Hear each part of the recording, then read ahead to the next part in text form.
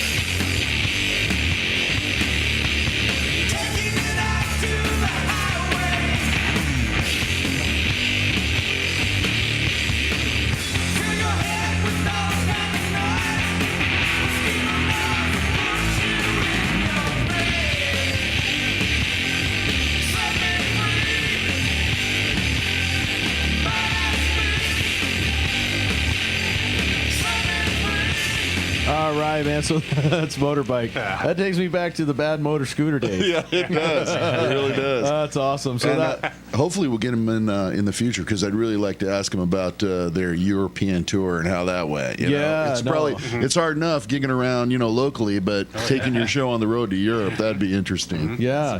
Well, so Valis is on the bill.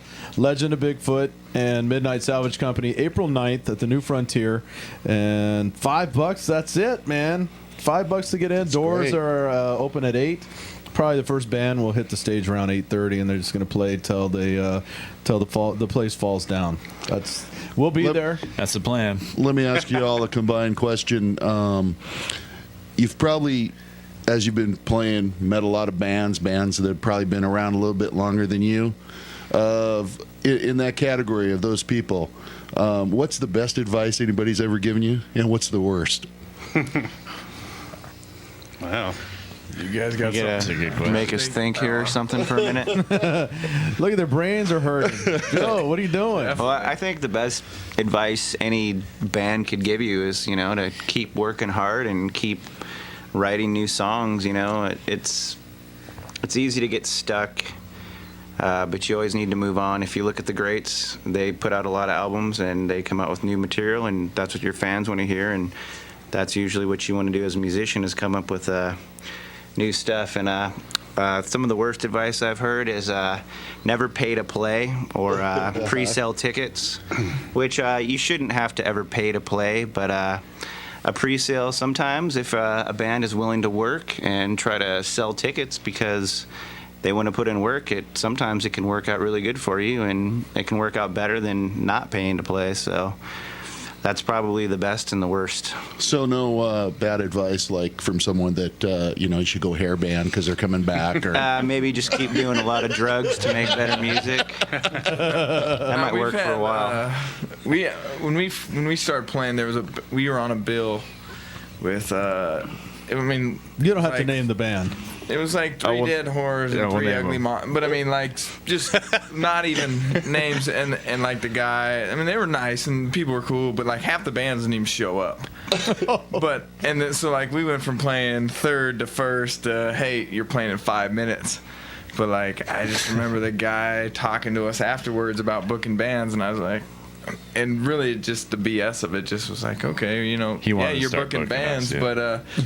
But 3 of them didn't show. Yeah, your own guys didn't even show up. So, but I don't know. Everybody's been really cool. You know, even that guy was a good guy. Right. But I think you just start playing. I just play, and you know, my attitude with Brian is always like, oh, just tell me where to be, and I'll show up and play.